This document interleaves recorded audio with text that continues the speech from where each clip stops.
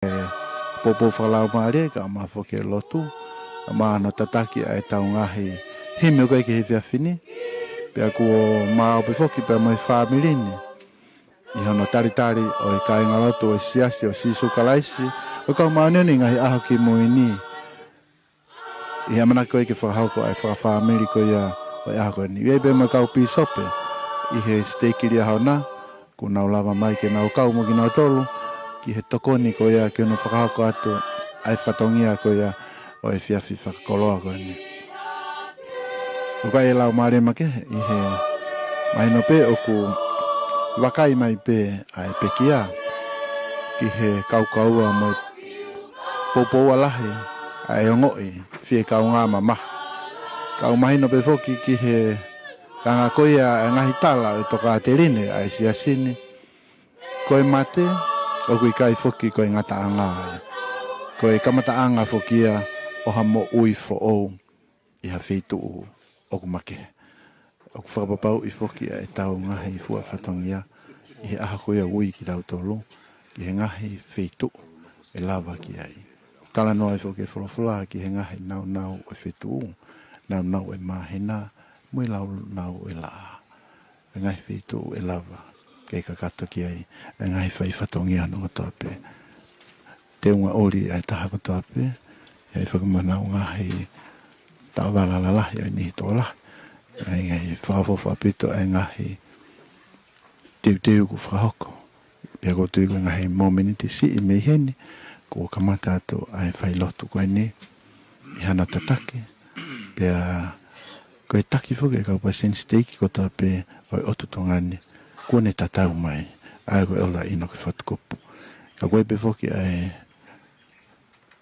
whataha le rea ai kau pa sen iho no kotoa pia iai lewa e toko taha te kinau tolo me ko toko taha ku fuola taha ne fuo whatongia i whatongia koe ne kau pa sen i whakasteiki koe toko taha e tene whakahoko ai tataki Whakataki he o toa mafi whai tutu ni hao mo hao ai hoa koe ka moe aho whatapat ki ta mua lot wikune o kore kia tau malolo whai ngamari e kau tak pure tapu sa se suklai se kau manu ni ngai ah ki muini ka moe kai ngalo to tongani ke na fa fonga ya se si ya fai lot fo mama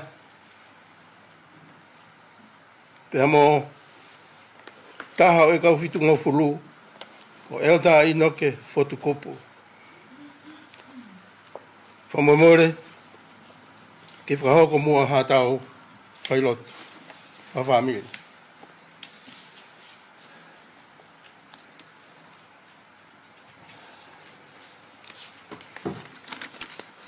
O go whawhetai mo whamaro ki heo tua maf. Wakolo ho. E mai hoa apitanga mamahini.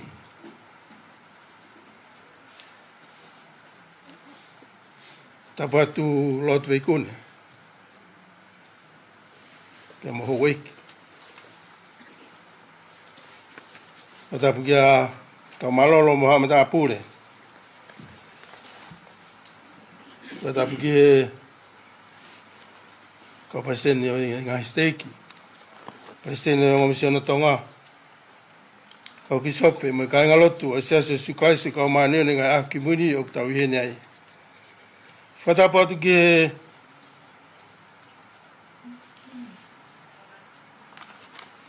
whae oi api moana kupu ta mo toenga o family mo whanau. Hok whatongia e hoa koe ni ke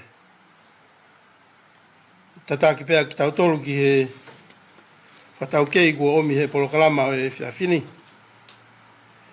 O ka hiri pe ni te tau kamatarewa ia no hua mai o himi ono walu o kumo ui hoku hui ka koe tau whalo tu e whakahoko he palestini o steiki e ua palestini makiloni mao e whakahoko rewa hatau popo whalao maari e Palestine Mission Tonga, Tongatapu, President Richard Kaufusi. E te hua mai a himi, taha walu fitu, koe ofa I api. Pe hoko atu ai ngai whamaoni, haki nau tolu koe ni. Koe President Mission Tonga I ngai ot motu, President Stephen Fehoko. Pe hoko mai kia a Palestine Langi. Koe President Stekia o I wahi ngai hifo. Pe hoko mai kia a Palestine Naikano Pāretua. Pe mistake saute.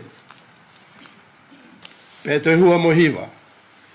Se tau himi e himi ono noa, ka whaingata aho hala whainga.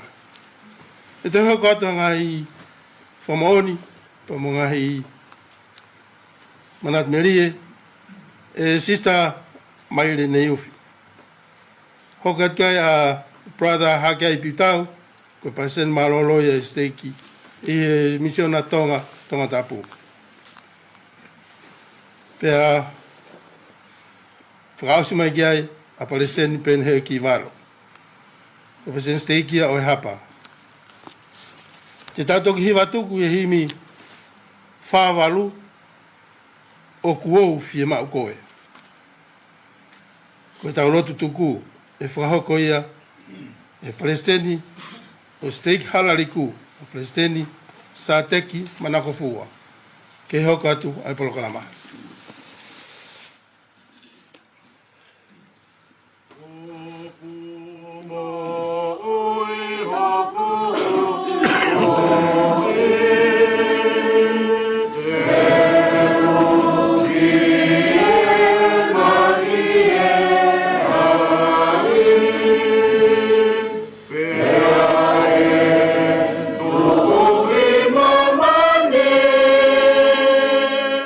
Yeah.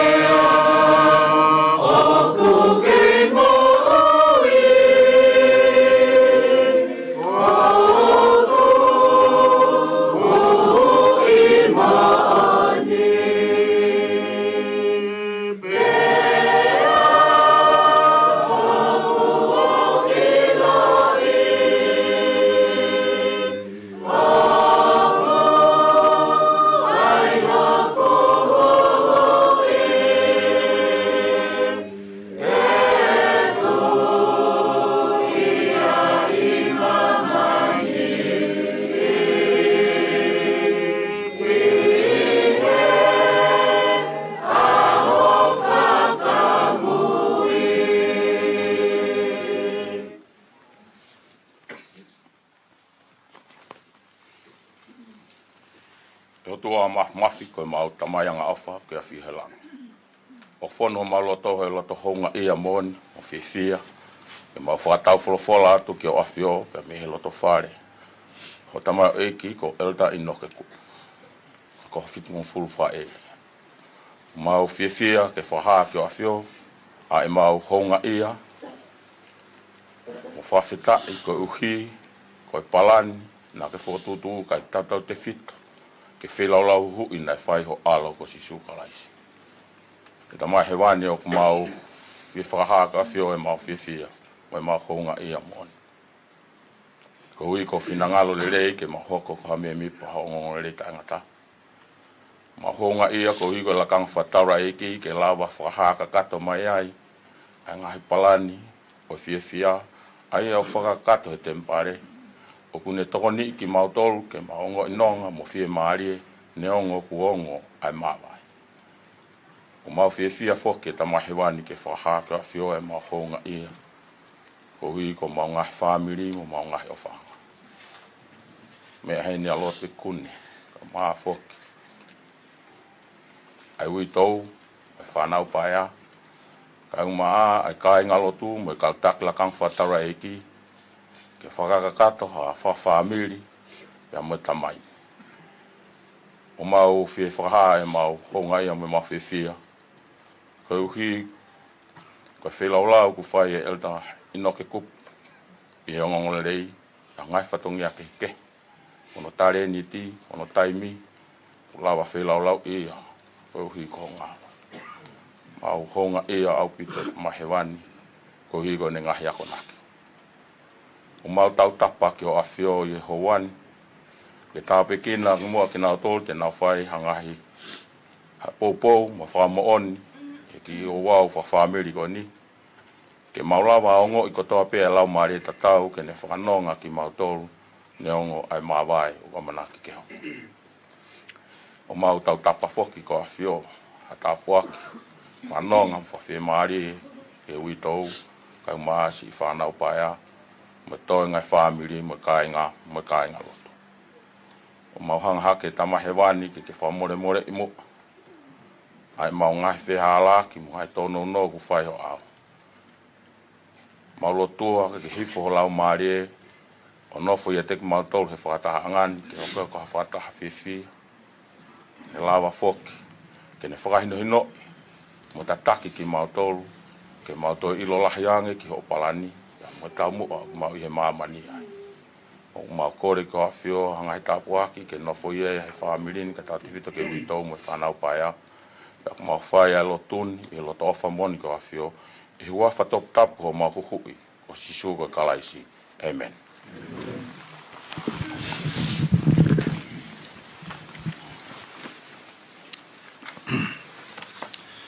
Kore peke uwhanga ngai whatapu o si lawa ke whai.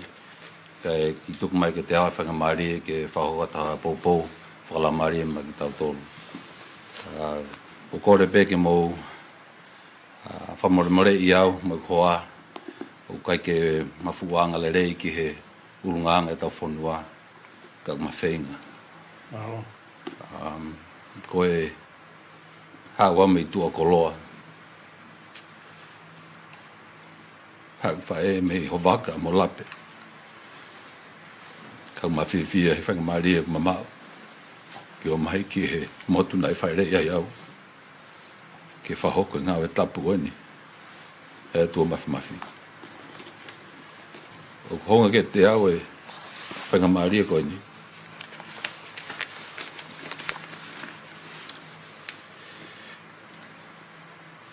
O kiu o tō pēku pōpou me he tohi. Nē li mai ke te au, email.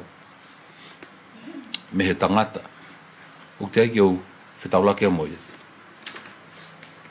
Ai ako elder Kupu. Ko mahe nipe moia o hau me ki tohi koe ni. I he kua mamanaki ke mau mai ki he ki tongani ke ngau i heni. Peko ki i poupou e haupe me he email kana ne ri mai ke te au. Koe konga ne email o hau whakapalangi taimini pa le whakatonga mai, ka kone email na pehen. Malo le rei, Palestine Kaufusi, o sai au pito ho tohi whakatonga, o mo whewhe hake. Ko mea whakawhiwhia ke maho tohi, na au tohi e ki, na au toki eke ki a taha, e kau ngā ue whekawak mo email. Ka ki mea, o gai ngahi mea mahu inga na o mau mehen. Mahino mai, nane whetutaki mai ke te au, e ne whiawhia ke ma whetohi aki, ke ma whailo aki pako hai a hai. Nane eke mai pe ko whewhe hake. Koe tama wawa au pe au, mo hoku mari, mani ai lewa ha ha ha. Nai whaile i au i halau furi, pe mau hiki mai ki ne iafu, ki ho mau api o tuu ai a service center he taimini. Ki mua pe au mau folau, ki mua pa mau folau osi, mai ki Tongatapuni, i he tahiwa ono ni ma. Nai whaile i au i he tahiwa ono ono. I he ni tongani. Ka koe mea ko sai aina ne whakamatala mai ke te au ne tupu anga. Ai whi tu ko ia na tupu ake ai. Koe ankolo e ku mom me koloa ko sione kuri atu kaho. Na iai ne kau mahanga tolu, savelio a te kaho ai lahi. Uki ai mau kainga mo hailame kau fusi, na tauhi whare mohe i lia hona. Uko ke ako pe, he taimna o ke ako pe iai, da iai a viliami mo aripate e loke, pe nau toko lahi, pe moe nihi, o e kau koloa hange ko whoaki fifita, mo tua motu, mo haifua. O mea ko mari ia e ki whitonga ko ia, ko ne whahoho ko mai family.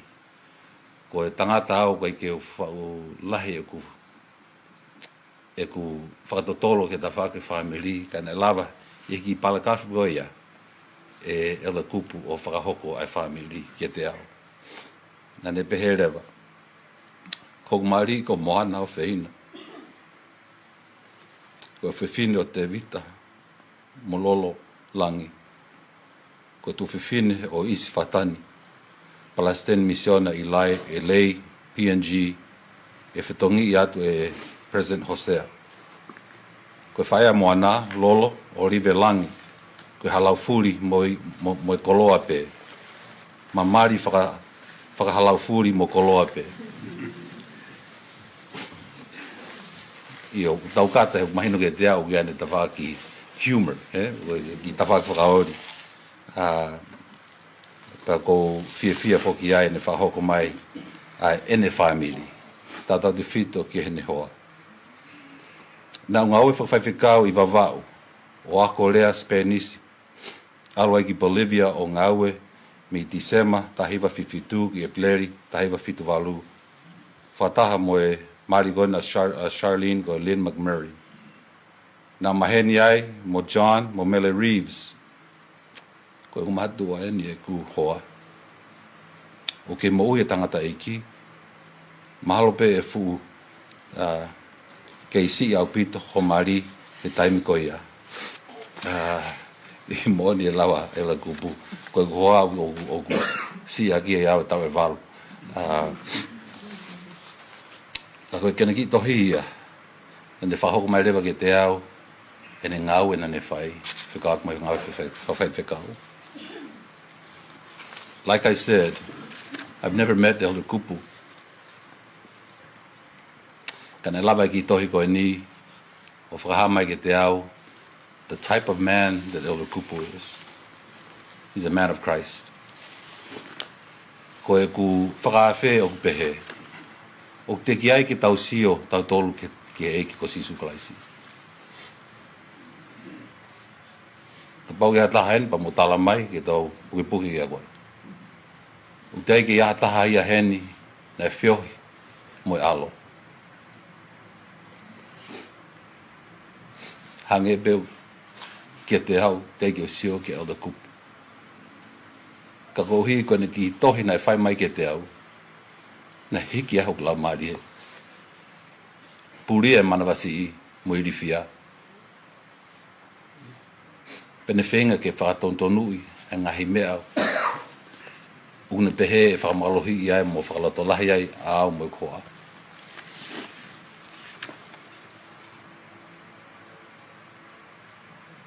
Take a tau whiohi mo eiki. Only through the Spirit have we felt the Spirit of Jesus Christ. O tau lau e ngai wholofola, lau e ngai tohi, tau whanonga tonu me ngai palofita, me tau ngai taki mua. Koe whaunga ia, ke tau ilo ai e eke ko Sisu Kalaisi. Hange beko ki tohi no koe nei whai mai, e o da kupu ki te au. Tau whikumi ki he eiki. Koe mau ia ngā ia, tau kore mai whoke tau palofita, to hear him. Whanonga ke te ia. Ia tau lau, hai wholwhola, whanonga ke ngai poupou, whak mai ke te tau tolu. E lawa belewa he la maria mai o ni ke tokoni ki tau tolu. I ngai mea ko tōpe, o tau whikumi ki ai. Neongo, te ai ke tau sio ki ai. I just want to leave you with my testimony. My testimony is independent of my wife, of the kupu, mo nihi ko tōpe o kiheni, kawai mo kō mātua. My testimony is that God lives, Sisu ka Kalaisi ia. O ko maa ofa ke te ia.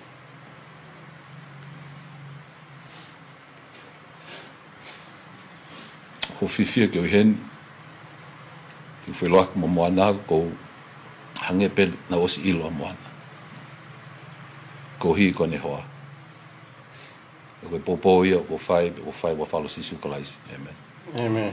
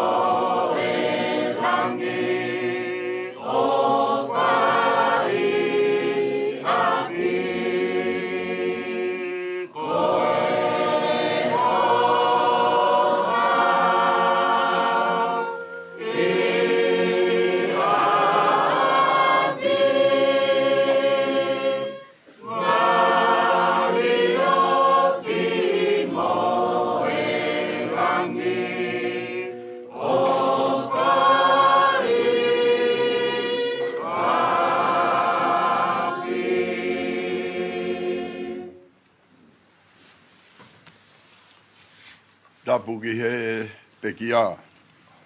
Pelda Inoke Fotu Kupu. Ka ma ignopere vikune. Pege fahu. Ka moe uitou ka ma family ko do. Ka kokore ke ufanga tu ngai tar fa papa ko do be. Ka da be mo ku e whainga maari ko mau. Ke kawa tu he po kalama o me fa eiki ko ia o fiafi koen. Ka wi heni ai. Ko kor fa mo more atu ko e re o ka ke lava le lei. Pea ia e ngā whatongia, le whai ki whakautua. Ka ie ku mahuinga ia i he whatongia ko ia ko o mai. Ke ukau mai ke porokalama o e whiawhini ko e tāpuaki ia pea mo oko. Ko whia wawhonga ia tu e ngahi o tu moto e tahi. Ie ku hoko ai ko hapai seni whamisiona. Ke wawhonga ia tu ai kāinga lotu. Pea me hongo ni wā, wawau, hapai, lulunga, pea mo funga whanua whoki. Ai ku fia kau whadaha. Ia vahe bea hau whamu oni. Pea mo kau atu e fia vahe. Ha manatu merie. Mo ngai manatu whawha ofa o whekau aki pea mo e pekia. E taim nau mauai e tāla o kau ke proklama koe ni. Nā ku whakau lahi koe hae uhinga. E moha whakau ma kehe ange. Ke ukau mai ke proklama o e whiawhi koe ni. Ana e lahi e ku whakau ke ku waofi wa mo e tamai eiki koe ni. Koe toko ua, koe kaunganga aue, koe tamai, ka koe tamai eiki a eiki. O kia hame wha historia ko manatu lelei a ta kupu ai. E wafe taha no, ne uia i mautolu to tolu. Ne uia o ta kupu. Ke hoko ia ko paiseni fra misiona. E taha ngai misiona i South Africa. Ne uia i bea mo paiseni tui one. Ke hoko ko paiseni misiona.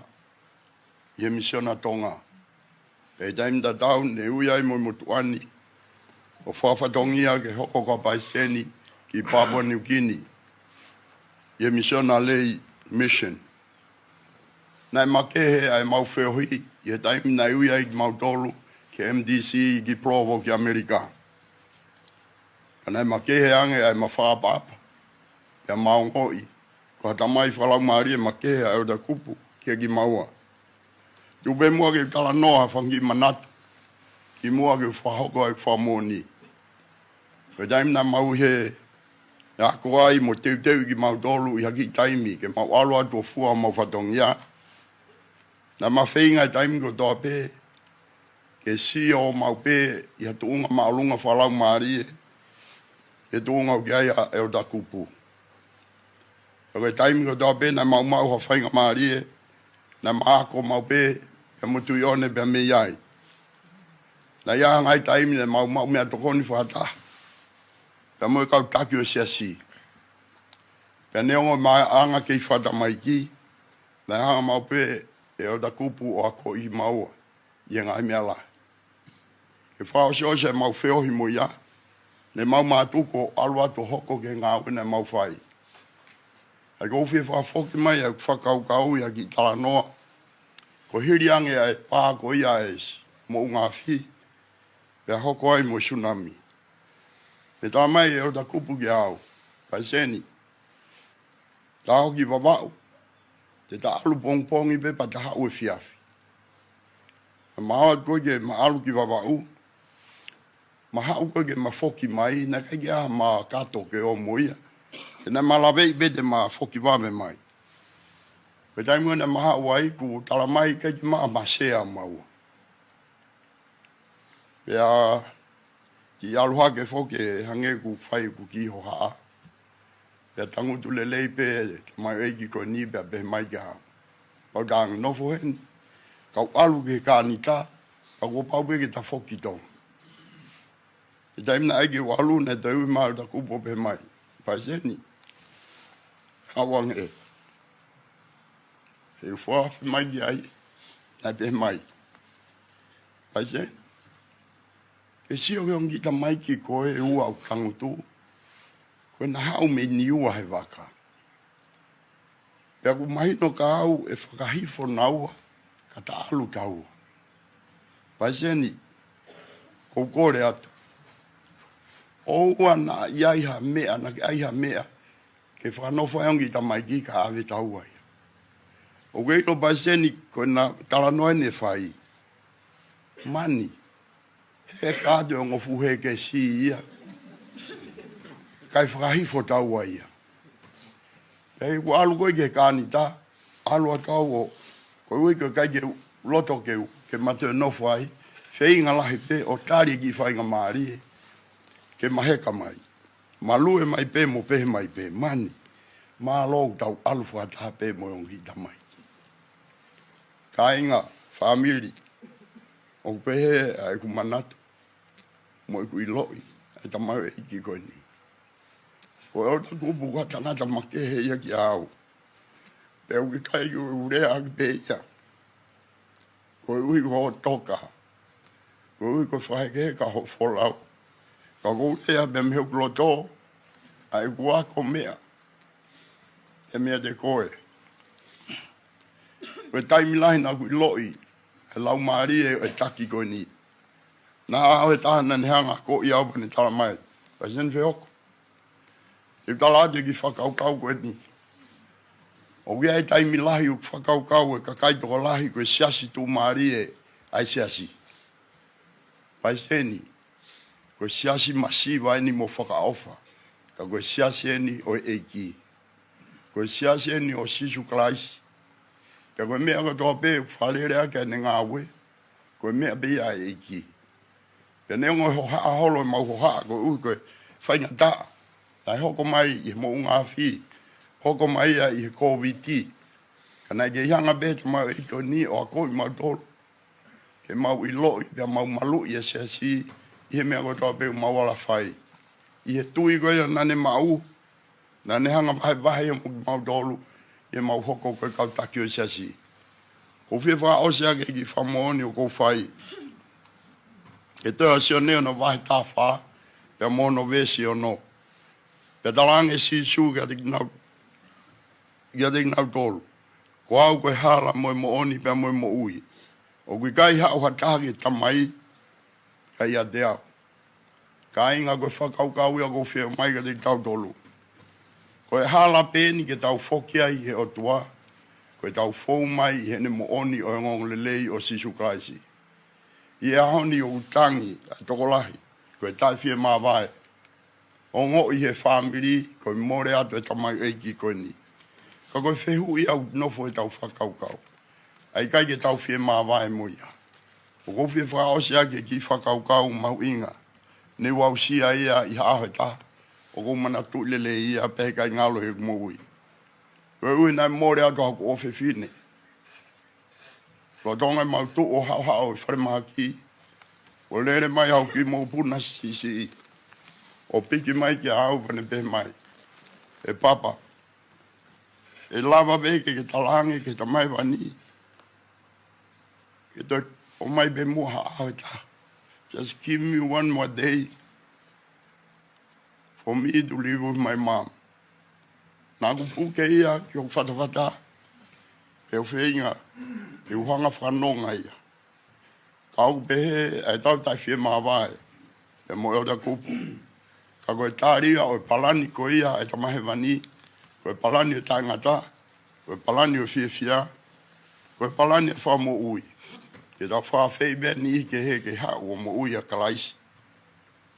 Ka ke hoko a ngahi mea ko tau peu tau mo ui a ke ngon lei, ko a mea ia ke a ko ia i mo teu ia i a tau ngai whamiri. Ko ofa atu he ui tou, ka mai whamiri. Ko whia wha hoko atu e ki pōpoa ki tu a pe, a sista feo ko ui o kui kai ke mo ulele ia i e whiawhini. Nā ne whakao ko mai pai seni, whakao sio o poaki. Pake talange ka ta kupu ko o whati ai. Nā kui lolele pe, ai ofa makehe ai o ta kupu, i a sista feo ko. Tai mua toa vena mau oholo ai he ngā ua mau whai. Ka kou whia whakahoko atu ai ofa. Kau mai kau whai kau katoa pe, i he moto e tahi, Ka mai ka fai kau i mission na Tonga. Ai mauhonga ia. Ke mauhongo i ai ongo ku mau he tamai o eiki. Nai hoko ko paisa mission. Une toka. Ke foki atu he tamai wani. Kai ngalo tu makehe. Ai uongo ke tamai eiki ko ni. Makehe whakau ke ai. Ko apostolo. Ko tamai eiki a eiki. Ko whituma fulwhaeria. Ka kune toka. Kine malolo pe ke foki atu e ke tamai. Ko whamoni o ko whai lot of moni. I huafa sisu kinaisi. Amen.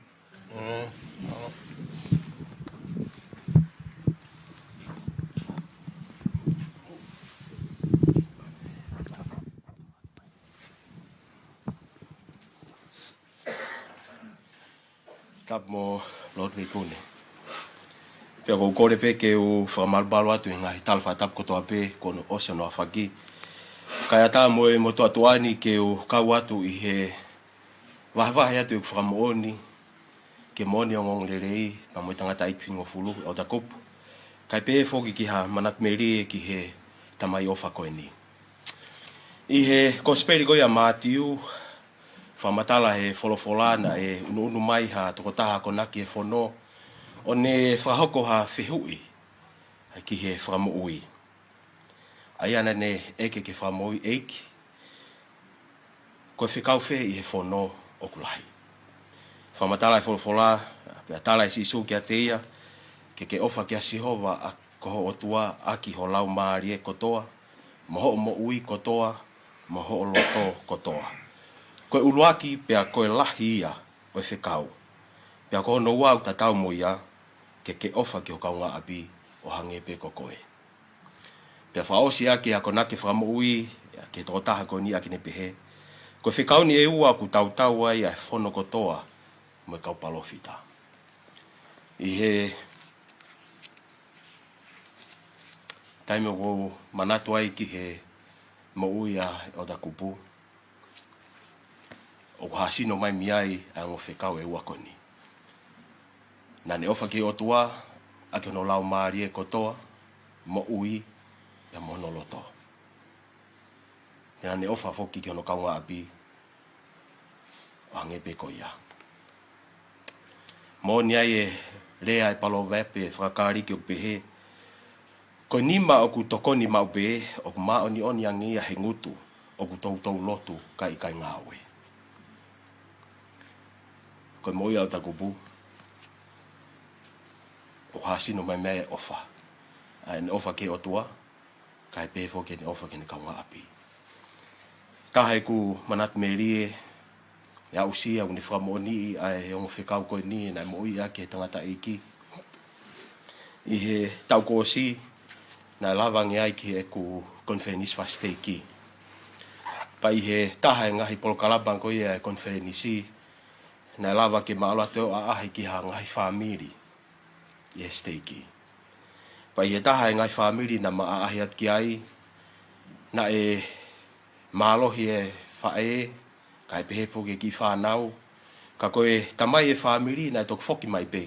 Ke siasi. Neongo na e papi fuoloa. Ka na e teu ke ne mao no lakanga whataula eiki. Kamereki se teki. Na e ose mau talanoa pea. Kore mai o ta kupu ki a te au ke whahako mua halo tuku. Ke whakakatoa ke maahi. Pai he ose kulotu. Na he unu mai tangata ikitu ngō fulu o puke hoku ko te pane tala mai ki a te au. Oku loto ke wahe a pōpuaki. Ki he tamai koe ni o ko ngoi maalohi na whaha mai lau mahare ki whahako ki a te ia lolo tonga loto. Na e ala e o ta kupu ki he uma o e tamai koe ni sio ki a te ia mata ki he mata pane wahe aki. Oku ke ofa hohoa mo whanau. Koe tari e tamai koe ni iyo. Patangi o ta kupu. O ko ngoi maalohi ki whawhei koe. Ke wheinga ke tau, ke hu ke tempare. Pia lava ke sila i hohoa, pa moho ki whanau ki ate koe. Koe whahai to tonu ia ai ofa. Nai lava ha ngahi mahina mi ai. Nai huangi tamai koe ni kuku ofisi.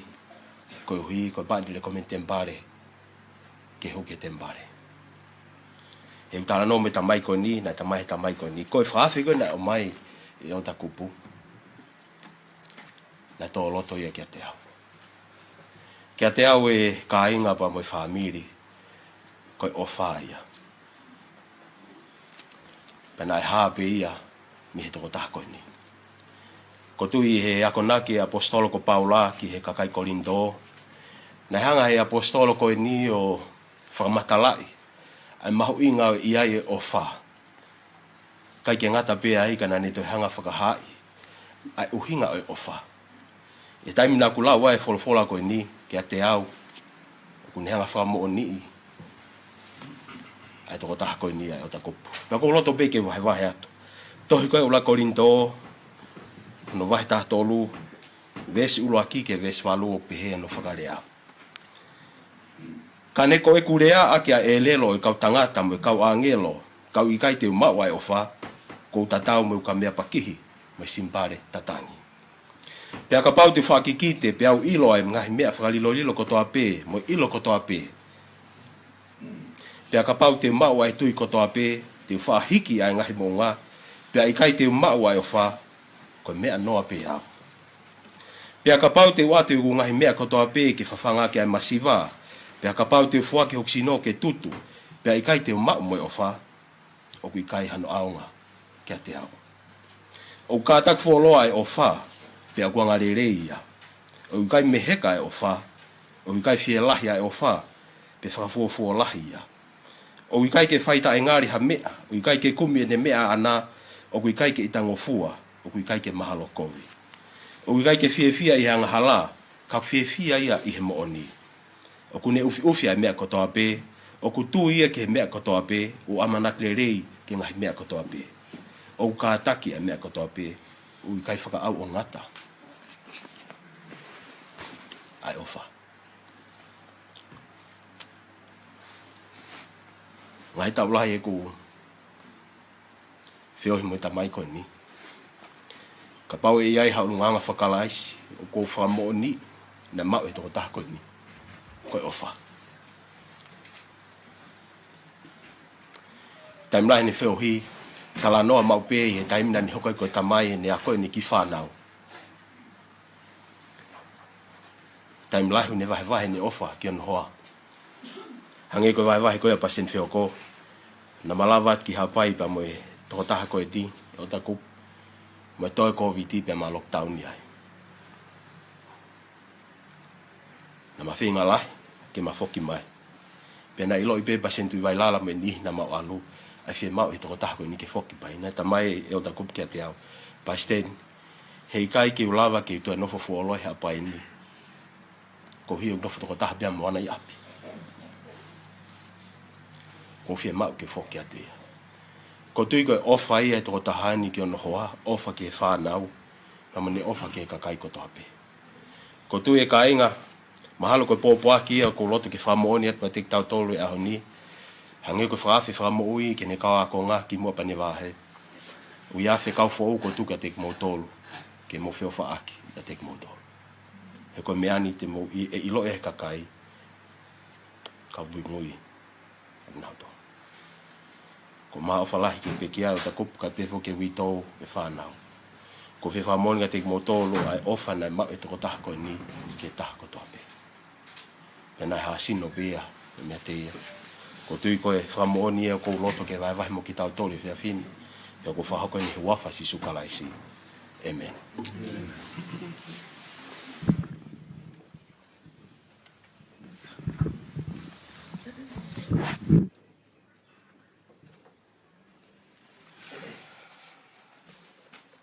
Whatapu atu lot mei kune.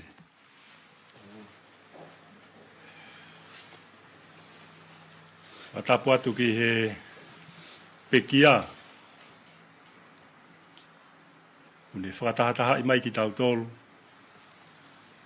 Ki he apitanga mamahi koen. Whatapu atu ki he uitou. Ege si whanau paia. Si kau taki laka ngā whataro eiki.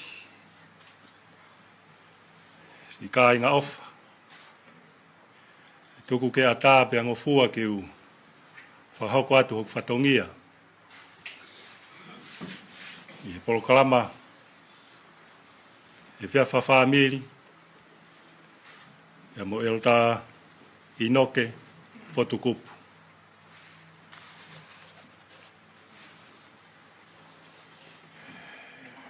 Ko Aresten pare tu aini o ku whahoha a.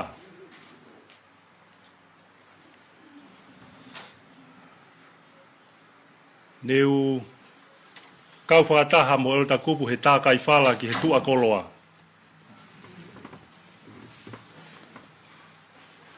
O kui kai ko hakakai tala vou. Ako e kakai hoi hoi fua.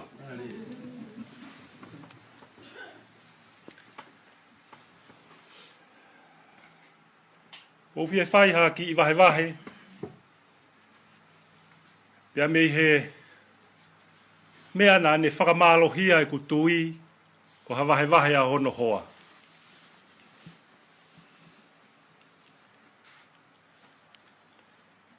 I he whiawhi hifo o e po uri o e aho taha taha, aho taha fitu o siulai.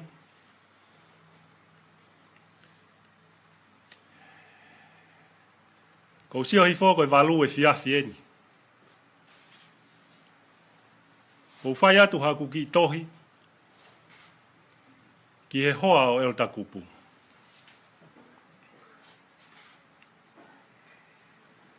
Mo si fe hake. Fe whai to'o e fitu ngofulu. Ma ua whalahi atu ka te ki moua.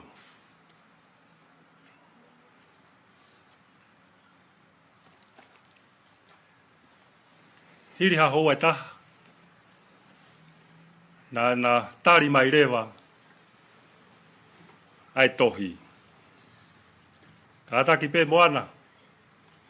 Ka wahe wahe. He na e ongo. Pea wako. E fie lau he ko e whae whakalau maarie. Nai pehe mai e tari e tohi.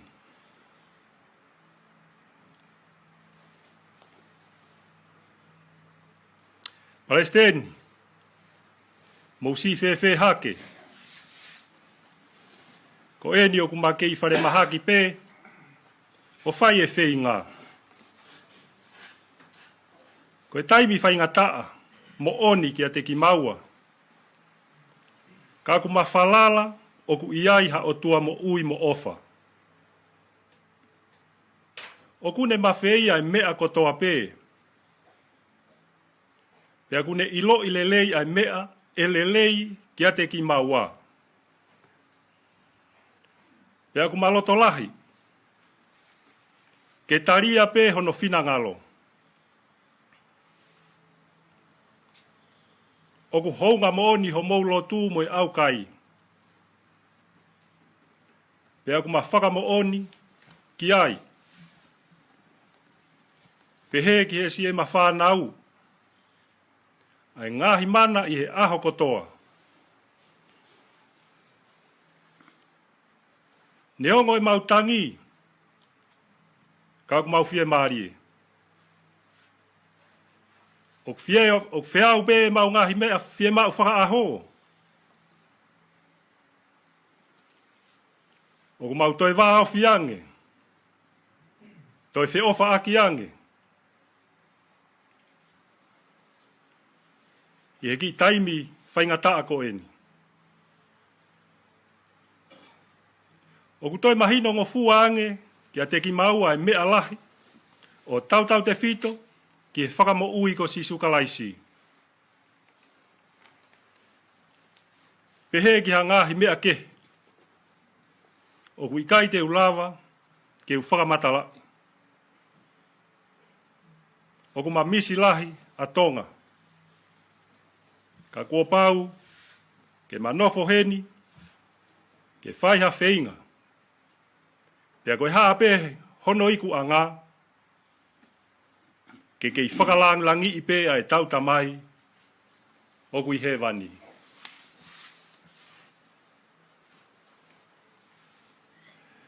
Si ka inga. Ko hataria mi haloto tui mo oni. Mo haloto falala mo oni. Lolo tonga e whihanga hangai. Pea moi whaingataa.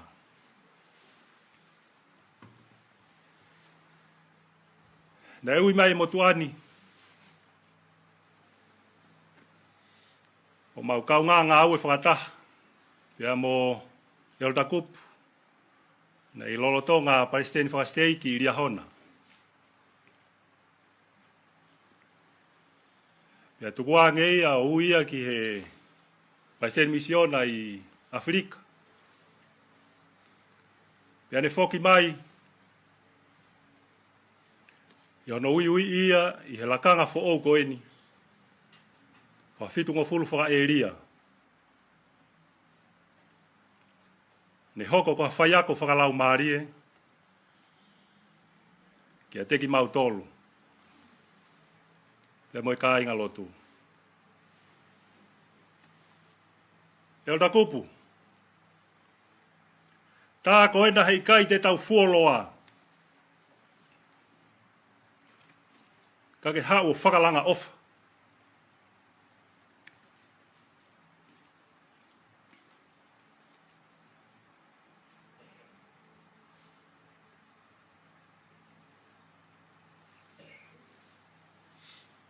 Io. E koe ofa ia ku vete ngata.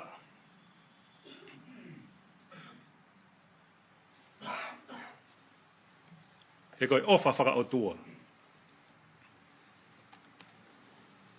Tau e tolu koe ni e ne hoko ai. Ko hawhitu ngofulu whaka eria. Kai pūria ia ki tau tolu ko toa. Ai ngahi whainga taa whakai na tula la lahi mo oni. Nai whepaki bea moho tau whonuani.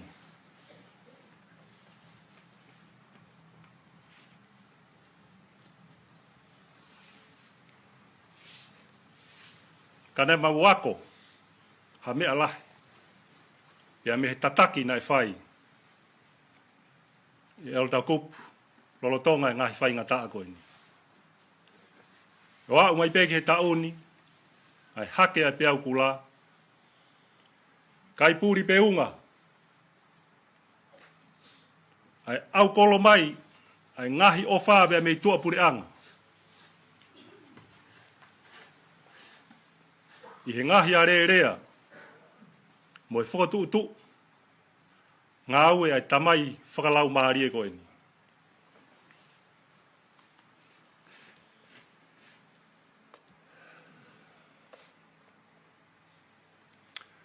O kuia ia rea, o ku taka iho tau whonua. Koe mau me he taimi o e wholau waka lā.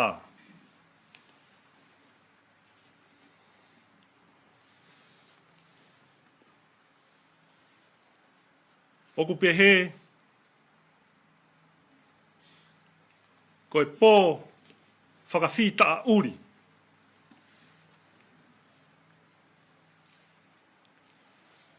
E he tokua I he wholau waka lā.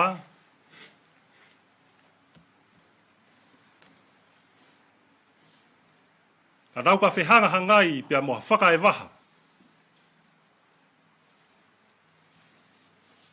Oku amu atu hono mamahi o ka pau e tōpo uri mai.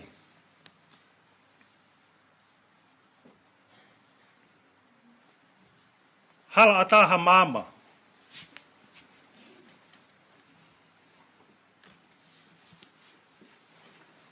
Kana e whai pe whakawhalala ki he mama o langi.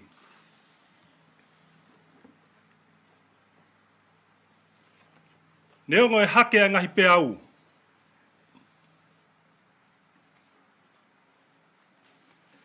Pea tau moriu. Ai kau waka. Kana iai peha mea e taha. Kua pau ke whai he ei ki waka tau kei, mo kai vai, kua pau ke piki mau, ki he whohe uri o e waka. Neongo pepe koe hae lolo ai whai ngata ai pōko ia. Neongo pepe koe hae lahi, oi peau e hake, kau ka pau e piki mau pe ki he whohe uri.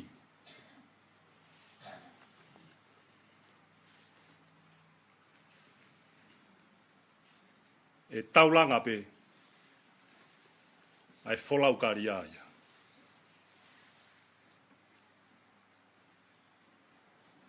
Koe taki e nia nai pehe. Koe taki e nia e pō whakawhita a uri. Nane ilo e mea ke piki ki ai. Nane ilo e wheitu ke whalala ki ai. Malo el da kupu. Ma wanu merie ai. I o hoko ko hawhai ako tu ki mua. Ia te ki mautoro.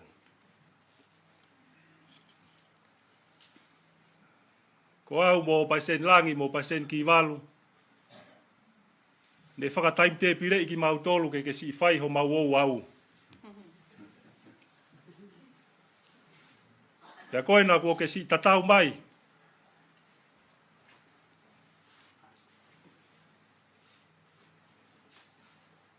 Koe ko mauloto taha ke mautoi ki i ai tawanga ai rewa ke mautoi hoko atu.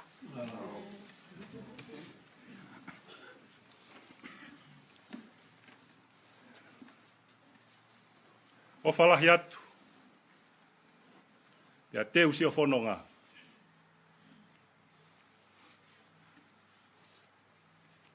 Alu fie maarie. Ia ke whalala mai pe, mo tuku maha whainga maarie. Ke maukeri mo tau whetuku. Mo whainga i hoongo ka inga i kaho ua mo mapelu. He te nau sai pe nau tolu. O whātu he ui tou. Pe heke si whānau. O ko whāmo oni ka te tau tolu. Ai maka. Nai langa ai. Mo piki mau ai. A elta kupu koe maka ho tau huhui. Koe maka ia, ka tau ka langa ai he ikai pe, iai hataimi te tau he ai. E te tau holo ai. Koe whamo o nia mo i ki vahe vahe. Koe manat meria ko whai. Ko whai ene wafa sisu kalai semen.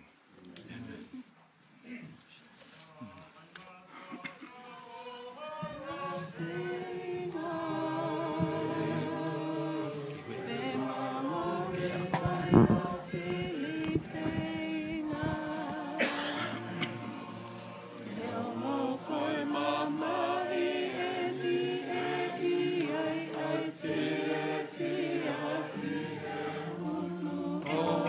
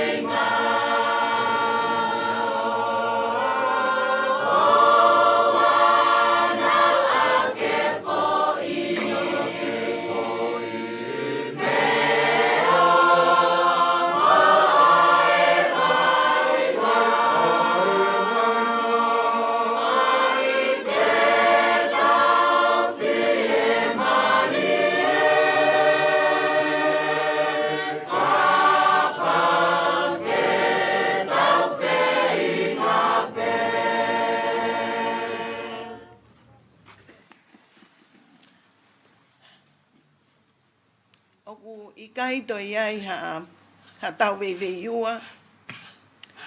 Oku awhio e tau tamai he wani I ho tau loto ngā. He koe e whainga maalie mo e aho ne kotofa pē mei mua. Ke tau whakataha mai, ke tala noa, ke whakawhiawhiai, pea kau ngā whakamooni whakataha ki ha mo ui o a whoha. Pere e tau tamai he wani na ane whuaki. Pea kone toi pure pē ke to'o. Ko whakatulo watu. Pea tuku ke u hufanga pē I ngahi whakatapu ko osi hono au whaki mei mua. He ikai te u tala noa whakafolofola. He koe me aia aha taura eiki. Koe me aia aha tau kei lau folofola. Ka te u whai pē ha manatu me lie, I ha ngahi tawhaaki ke he pē, ne lawa ke whai ai ha wheohi mo ha kau ngā ue whakataha, pea mo elta Inoke Fotu Kupu o kumangatungai e tau I heni. Whakamole mole pē na ia halea e mahe heu pe ngari tā laku. Kai tuku pē ke a tā, ai ki manatu me lieni. I helele atu ki muli ke whai e whi ngāko.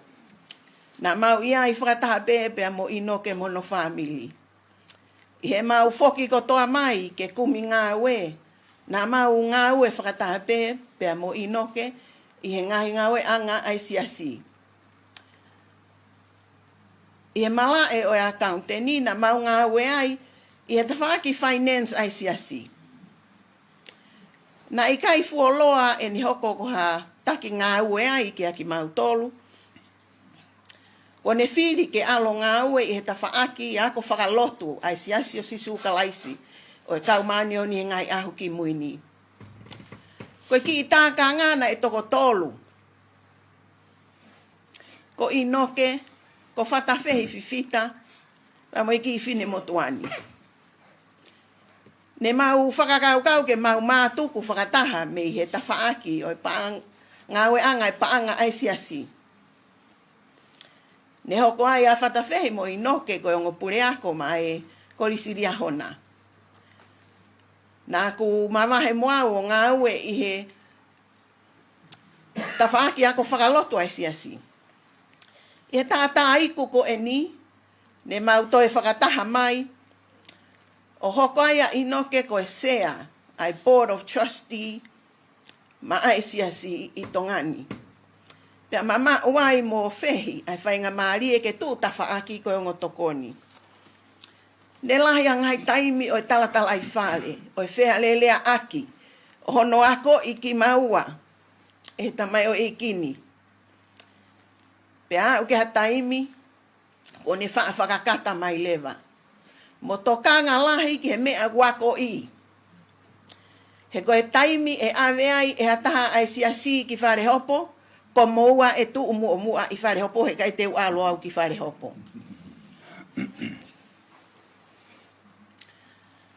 Ne toi mau e whine motu ani mo ku hoa, ha whainga maalie ke mui holo I he tangata eki whitungofulu, I ha whatongia na e ui ki maua ki ai.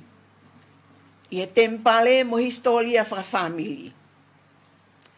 Ko hawaha a taimi ako lahi mo oni. E mau mui holo ai I ha ngahi steiki lahi I tongani.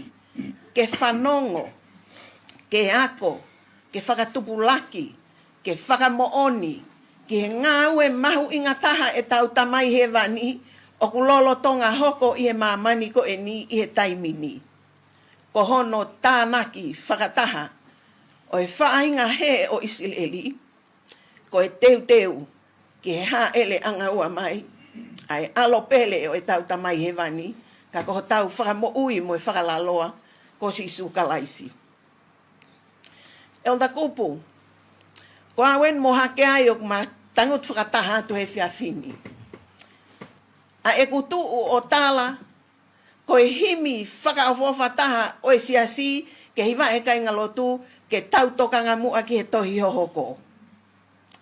Pea tuha ke lewa hake ai hoku tua, ko e himi ia o kui kai ko ia. Ko e himi manako taha ia tau ton ke hiwa e kai ngalotu, aki mou tolu ai kau whaife kau. Pea whakatonu ki maua e o ta kupu o hange hango ki lea kaware o whakawhekiki, o ne tala mai. Pai sen piu tau, mo sista ne yufi. Ko e ngau e whakawhaife kau. Mo e ngau e o e tempale, mo e historia whakawhamili. Ko e ngau e peia e taha, e tau tamai he wani. Ko te ngutu tamulea. Ke whakamantala. Ai lelei. Ko tō matakakano me tamai o eiki ai o tua. Te au whakakaukau ki ha tohi nai whai e ha palofita. O ne pehe, kako au se kope mohoku toko ua ko sio sefa, ko whakatapui a ki maua ko e ongo taula eiki mo e ongo ako naki ki he kakaini. Ko e lakanga ia, topu tapu ma onia ai otua, na e whakateunga aki a Inoke Fotu Kupu. Na e whakatapu ia, ke hoko ko a fitungo fulu whaka elia, ke ngā ue ma ai otua, i he ngahi otu motu o tongani. Pea lea ai palofita koe ni o pehe, pea na ama tauhi whaivelenga a homa laka ngā ki he eiki. Eula kopo, si o mata lelei pe au. I o tauhi whaivelenga ki ho laka ngā. Na e whoake atu e eiki. Pea ho kua te vesi, o matari ai whatongia. O to'o ai ngahi anga hala ai kakai ki ho maulu o ka pau na e ikai te māko i ki nau tolu ai wholofola ai otua i he whaivelenga kakato. Ko ia, i he ema ngawe aki homa tūkui ngata e ikai hoko ki homa ngahi kofu a honau toto. Alufi e maali e. He o kou kau i he whakamooni ta e toi veivei ua. Na ake a koi, aki ho tūkui ngata ai kainga lotu o whakatatau mo e whina ngalo poto e tau tamai he wani. I kai ko o ako naki mahe ni ai ofa, ai vahe, ai whakaawhei. O kou maali e ia maupe pe a ongo ki hokuloto, a ho vahe ho tupu anga. Mo e whaunga na e kauai ho mou whamili ki he siasi. Mo e ngahi whei lau na e whai e ho ongo mātua. O ke ilo i lelei ho historia whaka whamili. Tangane. Te malo e tutuku lau mea. Ke mau i loi. Mo kau atu. Ke ngau e mau inga tahe tau tamai he wani. O kulolo tonga hoko i he taimini. O whalahi atu. O whātu ki heu i tōu mo e whānau. Ko e whakamonia ko tuku i he huafa o sisu kalaisi. Amen. E hoi ki pia moe ka inga. O tau whawhetai. E tau tamai he wani o wha. Ko hia ko ngahi tāpuaki ko toa pē. Ko ne whakoloa ki e tau mo ui whatata. O tau au si ai e whiawhi whakoloa ko eni. Whatapuatu lot ve kone, hou eki. Whatulo watu, ke elda kupu. A go kore pe mu, ke whamalu atu. I he tala whapapa kakato, o lotu me whanua. Kai tāna ki atu, ai whamoni vai e motuani. Ki ngai whamooni, ko tau whanongo ki ai e whiawhini.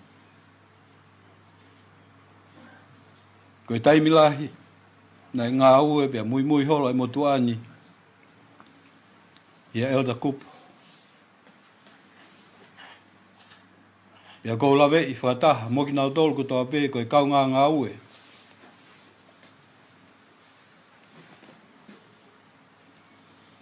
O e tamai e ki tōnu ngani. O kou tui ku ofi, ki heongo whatamai e ki na e mau, e ilaisa ke ilaisia. Ke o mau tōnu mai, ai vai ua ho ulunganga.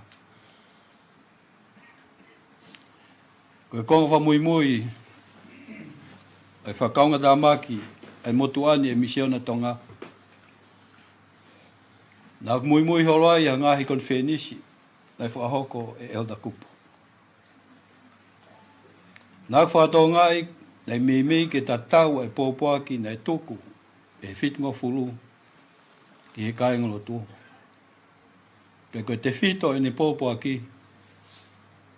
ki tauhi, ai tūnga ulunganga, o e hoko ko ia ko haa konga mooni, o sisuka aisi. O koutui, ko ha pōpōa ki tuku eni, mo māwai ko o mai e elda kupu, ki he motuani mo i kaingalo tu. Ki lawa ki tau muiaki, ai tuunga whaakonga ko ia, ai ulunganga, ko haakonga, ko tau eiki ko sisuka aisi.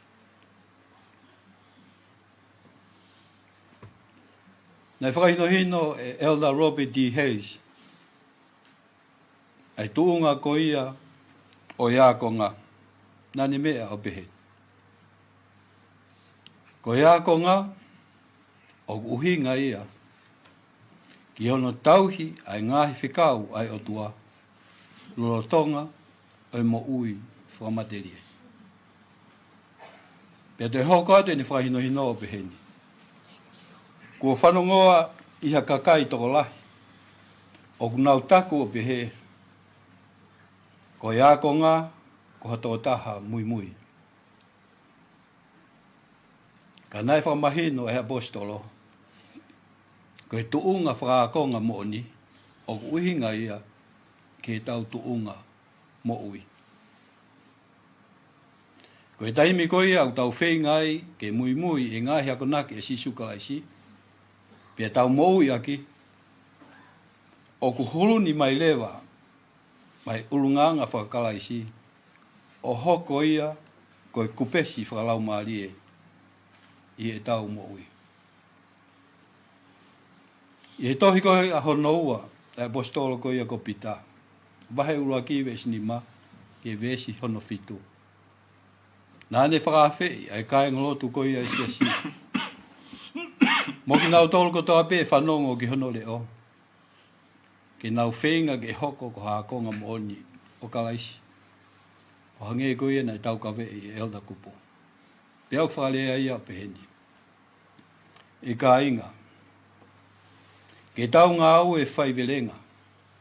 Ke tau tānaki ki he tui, ai mo ui anga maa. Ke tau tānaki atu ki anga maa. Ai ilo.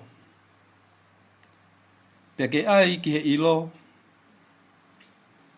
ai anga whamau.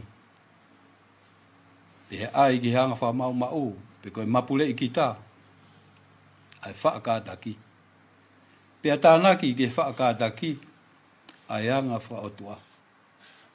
Pea ke tānaki ki anga whaotua, ai anga lelei whakainga. Pea ai ki anga lelei whakainga, ai ofa. E hoe ki mo ka inga. Koe pōpōa ki ia mo whamohone mo tuani o tāna ki atu. Ki ngahi wahe whafofu kutoa pē o whawhamiri o e whiawhini. O whalahi atu elda kupu. Ko ke whua ki holoto, ko ke wha ki homo ui. Ki e kotoa e ngahi uiwi kotoa pē, ko whai e ki te koe.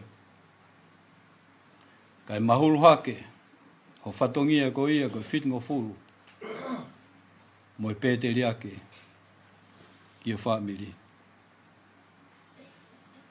Ho whalai atu Lodvei kune, ia moana, mo e whanau, mo e whamapuna. O whadai lata mo oni, ai hoko mai ai mate. Pea nge koe mea e balofita lo Tongapa e stena e soni. Koe mea pēti tau lawa ke to'o ai mamahi mo e tai lata i hoko e mate. Koe tau to'o ai ofa me tik tau to'o. Ok mo ui e tau tamai he wani ofa. Pea oku hao haoa, mo tae ngata ai ngahi tūtu uni, mo e ofa o nefo a hoko mai ke tik tau to'o. Ko si su koe kalaisia.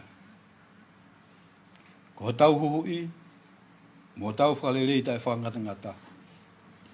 Ko ne tuku mai ha si pinga hao hao ke tik tau tolu. O hange goia koe konga, o mo ui, ha elda kupu. O whamo o nia ko whai e huafa si su kalaisi. Amen. Amen.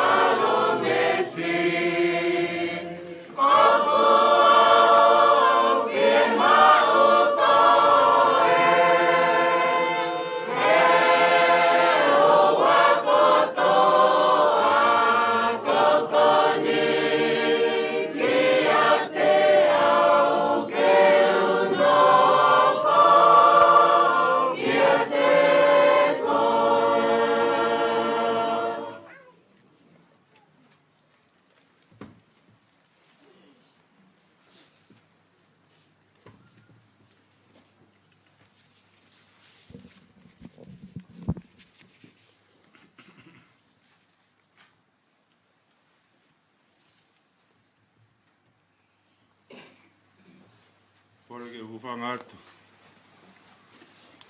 E apa mangeia. E ngai whatapua e kotoa pē ko whahoko. E kere kere ikin. E tā mō koe whainga marien. Ke whahoko atuai. E whatongi a rea o e whiawhini. E kore e whamo ui ki ne kau akonga. Ke nau wholau ke kau vai e taha. Lola tonga e nau wholau. Nei mohe a whakamo ui. Tana e tō ha tauwha i e waha. Kai ngai tuoni matangi, kai maa whoki. Kai ngai peaula lahi o e tahi. Nei ngoto tuu ai ai waka. Kai hao e kawa ko ngā o whawhangu a whamo ui. Kai e ne ofo hake. Nei rea e kawa ko ngā ke tea eki. Ko ngoto tuu e waka. Ko tau mate.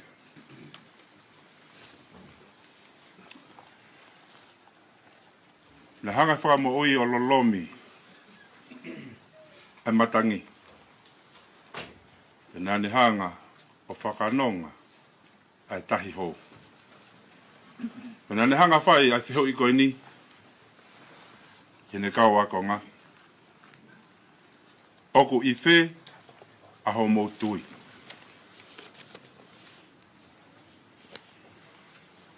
E mamata a maata ke whamo ui. Nā ne kore ki he eiki.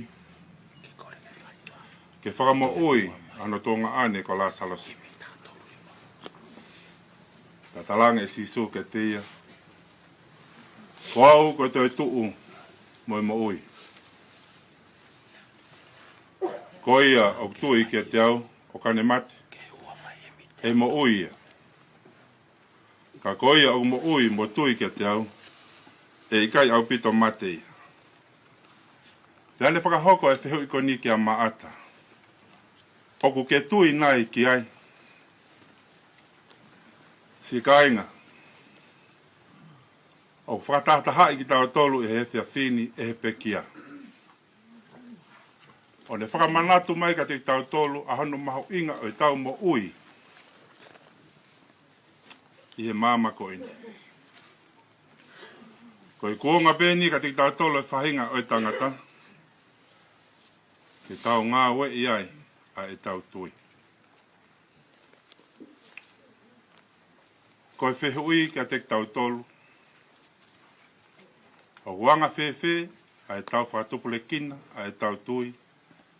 Whawhekau aki pa moe palani ta ngata a e tamai. Pa moe ne ngahi toka atere.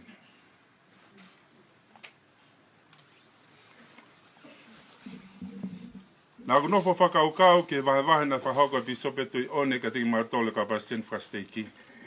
I ngai aho ko mari watu. Nā whakamatala he tangata pi sope. Ke whakaiku ai mo ui a pekia i e mohenga mamai. Nā ne kore ki whamiri ke ne whakahoko halotu. Ta koe ngai whakarea ko toa pe o ene lotu. Nā ikai ke iai harea koe kore. Ka koe whainga whakarea na ne whakahoko. Nā ne whakarea aki i he loto honga ia mo oni. Mo loto whamalo ia. Koe whainga maarie o ene mo ui ne tāpiki nai ene tamai. Ene ngā wei ai ene tui whikau aki pēr mo ene palani. Koe mea koe hao ki whakaukau. Koe tumu eni o ne ngahi amanaki rerei. Nai whakahoko he pēkia. O whakatatau pia mo e tari nai whahoko e maata ke whehui nai whahoko whakamoi ke te ia. Nā ne tari ke whakamoi i o eiki o kou ilo koe alo koe o otua.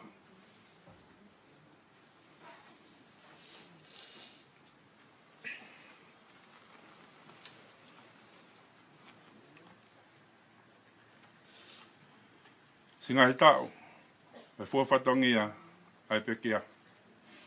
I ne hoko koe whitungo wholo. O ko whakatomutumu ma upe e na ngai whonga whakataki. Ko manatu me ria ia ki he pekia. O whakatatau, e whakatatau, e te vita, o hai e toha sā mea no wahi watolu, hoku tahu ia Sihova. He kai te masiwa. O kune whakatoko to au, i he ngoe, ulau maui ui. O kune tataki au, ke ngai matawai, o kutafe tafe maarie. Pea kune whakamo ui, a kulau maarie. Ko ngai whonga whakataki ni ai pekia. Nani hoko ai ko hatau sipi, pene ilo ilelei, a ene whanga sipi. Nani hoko, ko e tau, ko ia peia nane tataki, pea ko ia hoko ko e whakamo ui. O i kaike ngata i o te au, kai o maa whoki, a ngahi toko wako toa pe o maa hoko ko kaupa stand for stake. Kai aha mea, e whaamiri, he thawhini. O ko whie whaamo oni ka teki mo tolu. O ko i kai ke toa iai ha mea i he maa mani, tene o mai ai whakanonga ke he tau mo ui, i he taimi o e maa vai. Ka koe tau ako ke tau ilo i kakato. Ai maho inga, mo e mo oni o e ne palani, mo ne ngai toka ate ringe. Ea Inoke Fotu Kupu.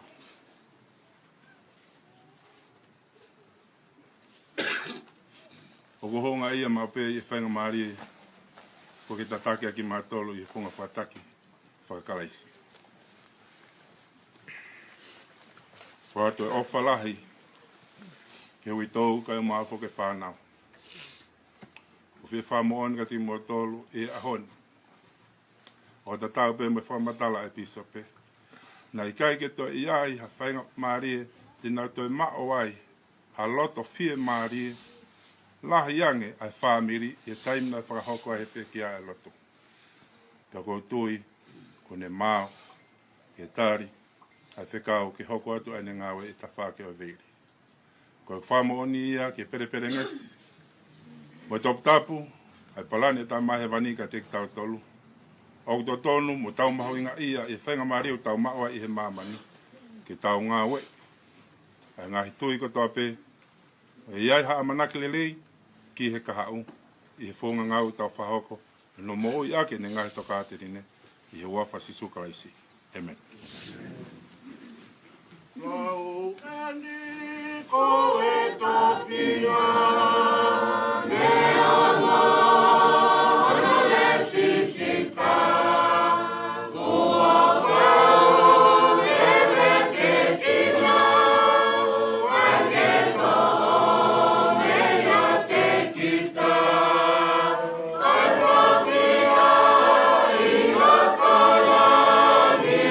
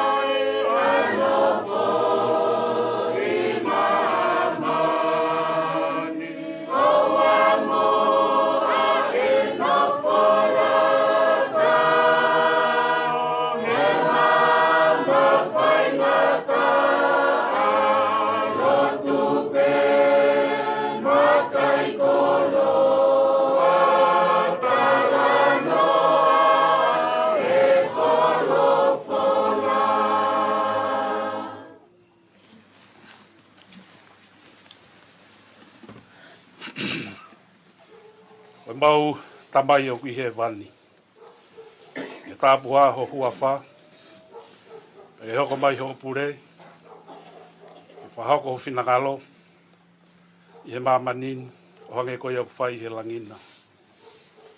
O ke awhio mai ki a teki mautolu ko ho whanau.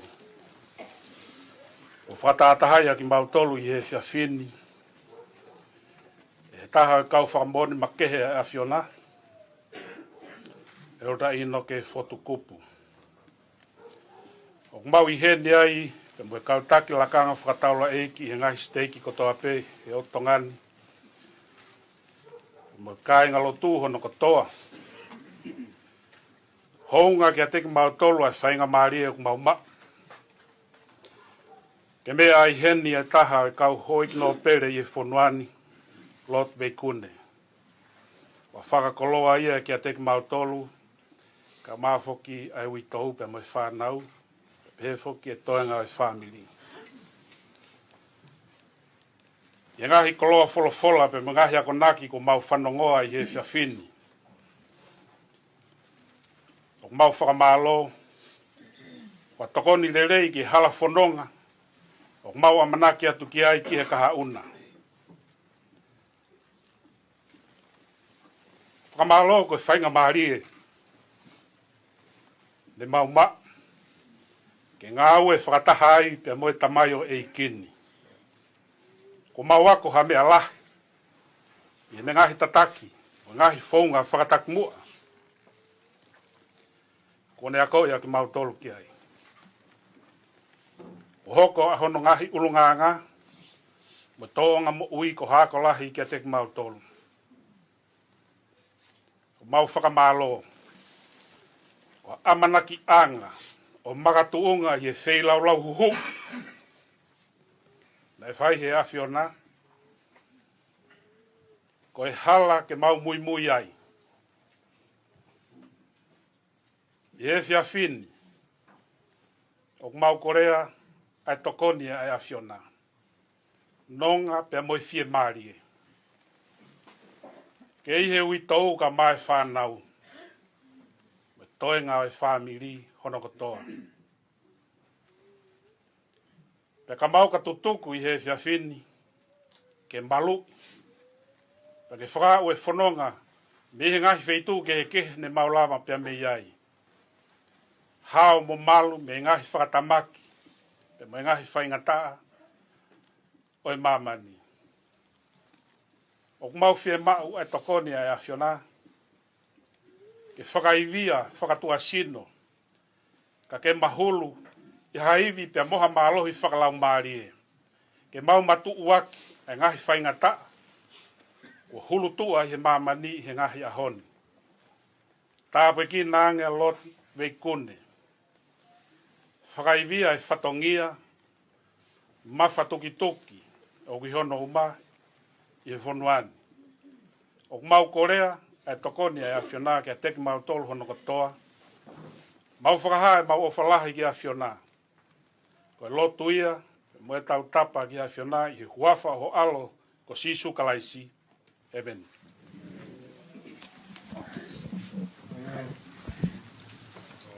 Ia koe kakato whukia, o whahe malau, siane kakau, na e heka mai he lomi peau. O huku he lolo a halai waru. Mabuna hake i kolonga hau. Toki kanu hono fuha i loho akau.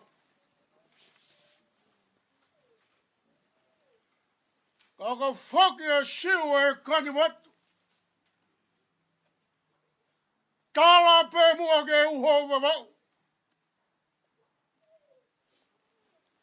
Tāwhi longo whalau.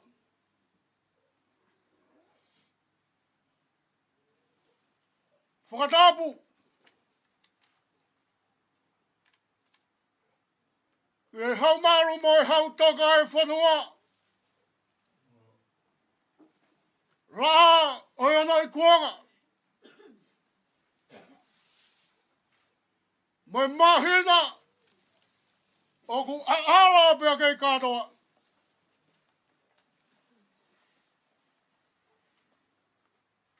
Tapu he palati ni ume hamaf. Pia tapu. Moyope. O apisia tuhani. Kako he mapo esi o salo teki majafikit. Fatulawat. Muawaka o loto fare. O kupu. Lotwe kune. Watapu. O hitama agato siwata.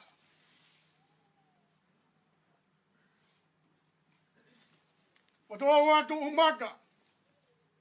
O talalo sia ko veyango. Mo kau niu wakai. O gosperi. Patap ke uitou. Kau masih whanau paya. Kai huluki he. Ai kuoko ka. Atu ho whakatapu mawahe. Ki he tangata. Tangata o whanga ko o tuarea. Tangata o esi o salo te. Tangata o api ko Tonga sisi o wharekakala. Kai whewhe a wei ata.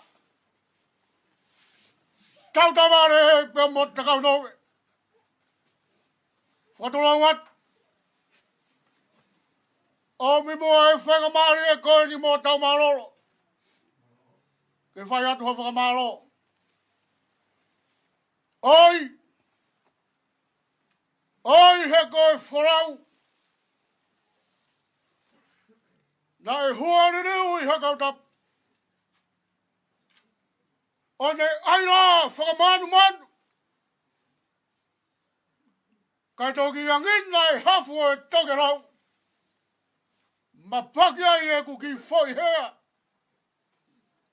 E ku foi hea na e tongi e man. O luia. Luia i longo whorau. Tā ne hanu e punake. Pea whakarea aki e sāme.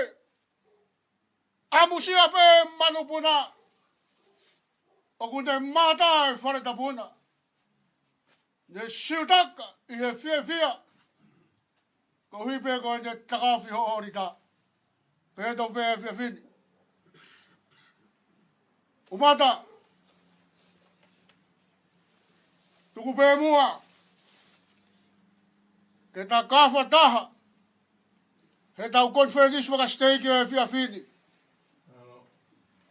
Kai whai at. Haki historia waka whamiri. Tau e te au tolgo fulu mātaha kua hiri. I e mahina ta tau pe. O ku tau hao ai. I he api ko mahu. Nai fua whanongo ai. Ai kui ai pekia. Ko asberi. Kupu awanua.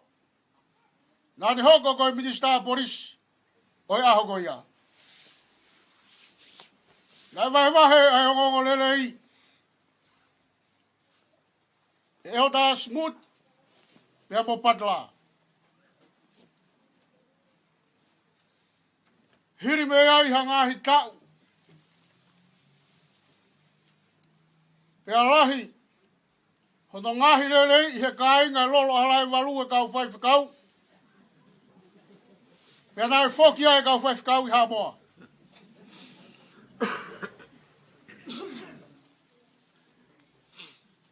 Pea nai ai.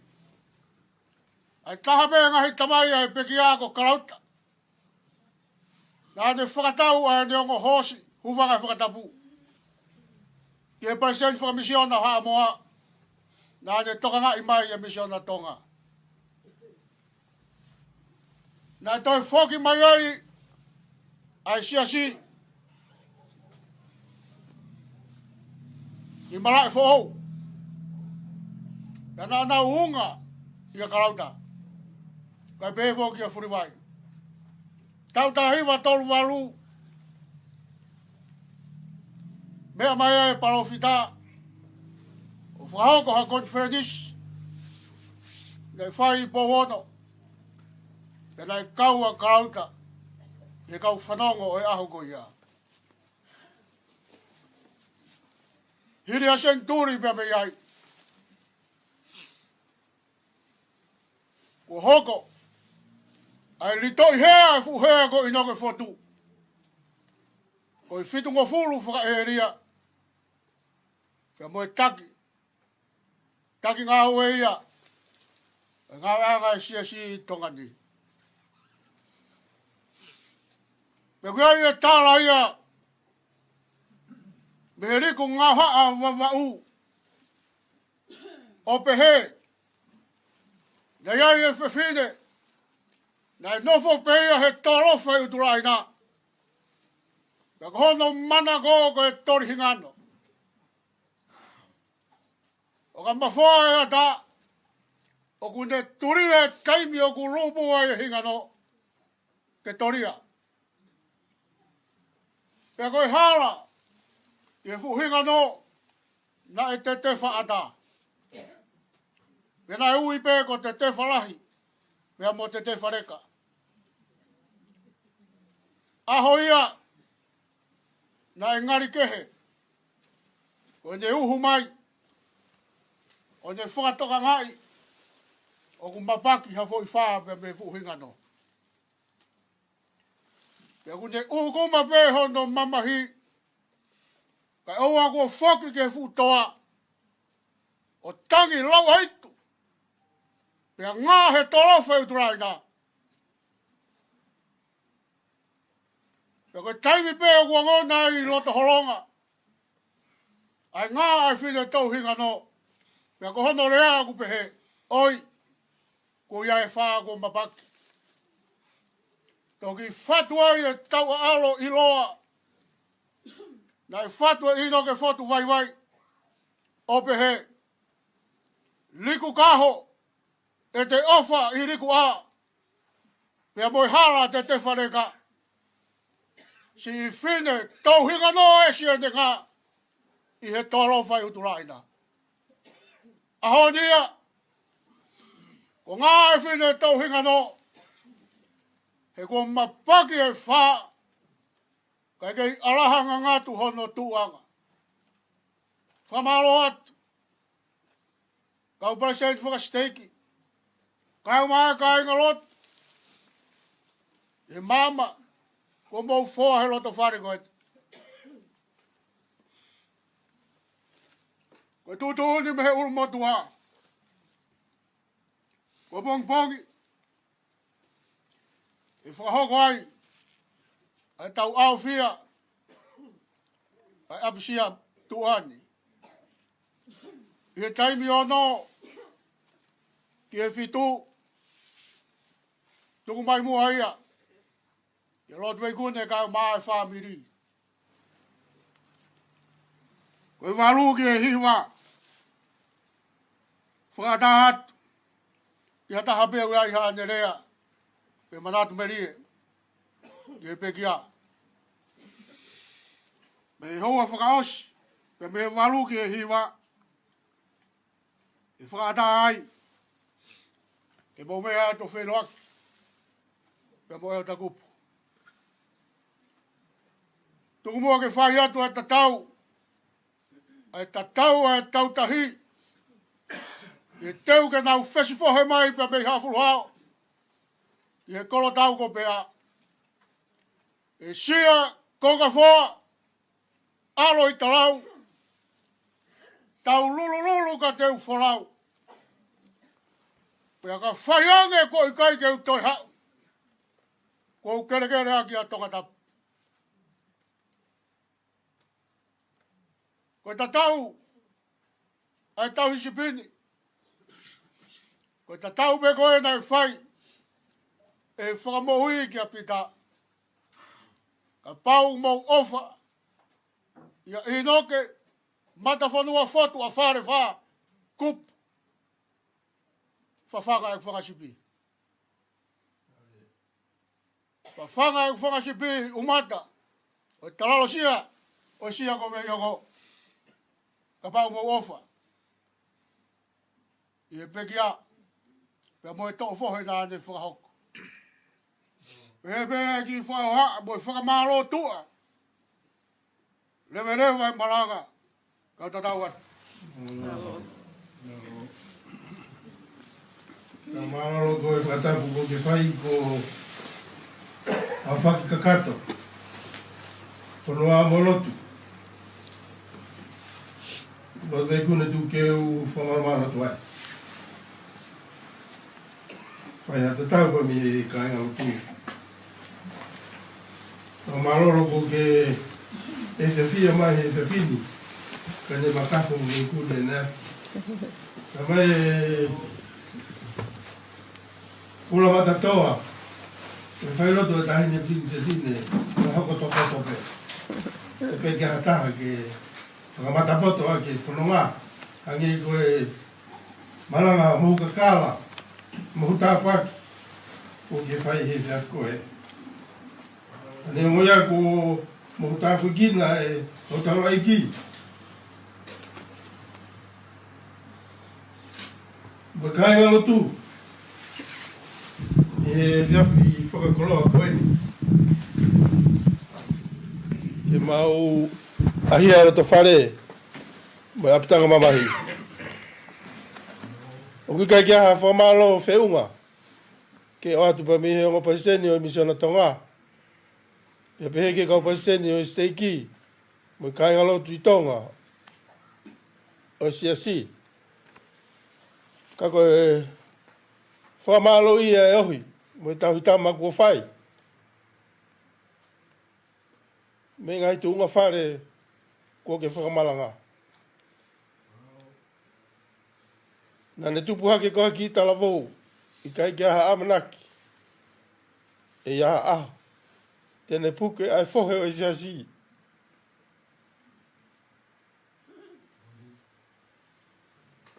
I Tonga. Pea ne toi lava atu o taki ai ngahi misiona I muri. O e siasi.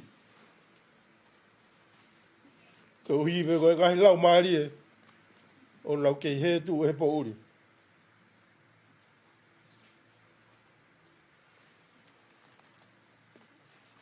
Tai maari e kau taki o e siasi. I murina. Pe motongani. Pe pehe ke kāinga lotu hono kotoa. Aki nau tolu koe kāinga lotu I Tonga. Moki nau tolu koe kāinga lotu I muri. Ni whakaului e he o whanau tama. Moki nau tolu na awe koe kau whai whikau. Pea ne ako ke whai whakaului. Ke lotu lere o tau iki huhui. Koe whamalo ia kua mau whai he whiafkoini. Tau malolo. Malo. Malo e ohi. Pa malo e tauhi. Tanga ni honi ma. Koe maoni ia. Koe whae kua mapaki. Ako hono tu anga. Ako kei ala. Moe whaka ana ua. Ka ia hatongi tupe, e whatongia kone whai. Tuku pe ki he langi, ki whai hono tāpu kina. Ki he uitou.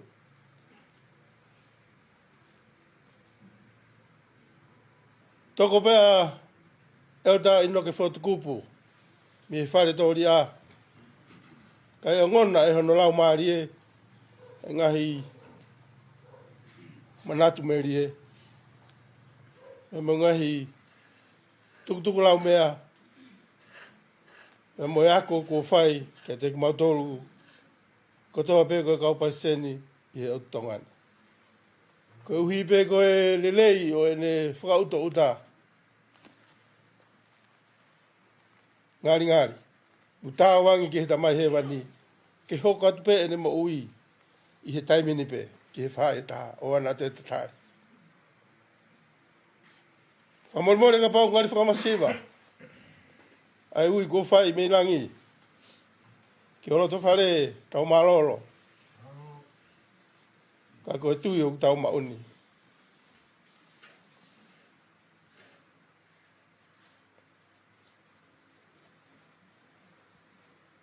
Ka pehe ni whau no ngahi lerei o hange koe ngahi vai ko whai. Ka mooni puna ke. Ko ofi whalangia.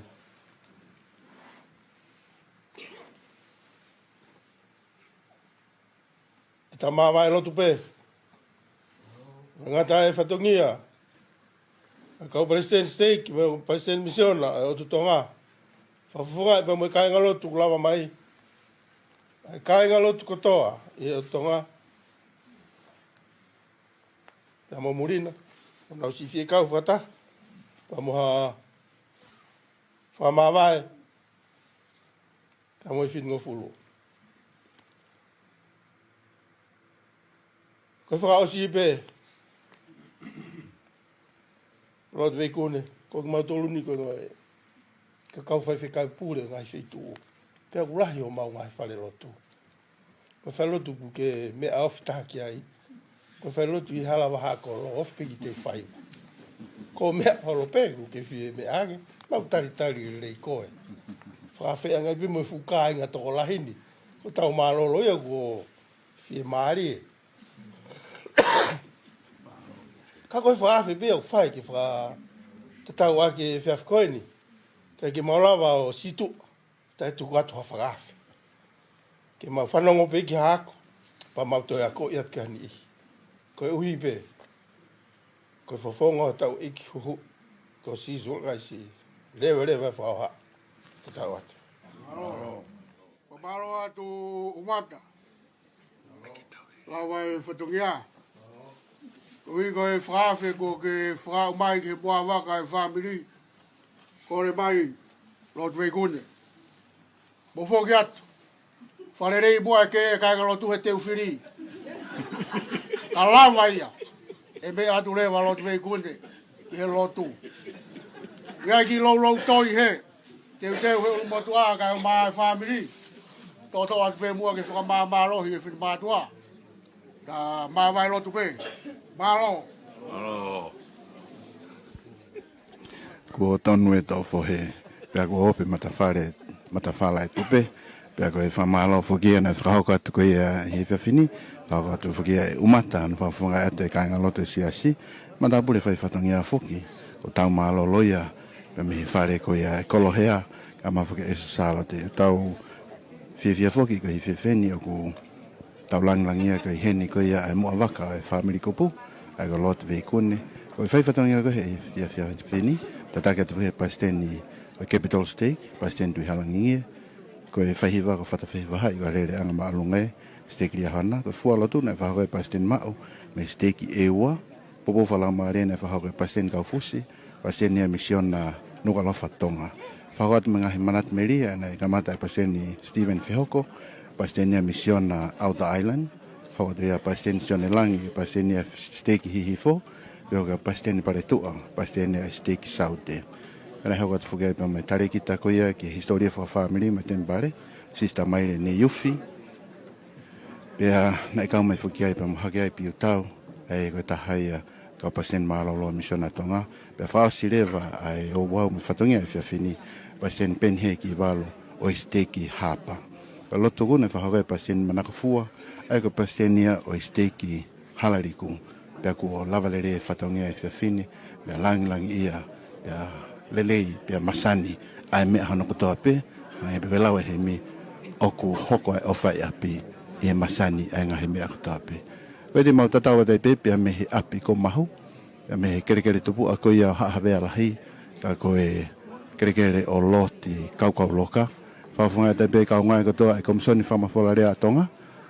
Tuafu, pe whikia Soni, Sharon, me sake whamoki oa, ko au Fotu kunen peo, mau tatawa te pe, toa whātu.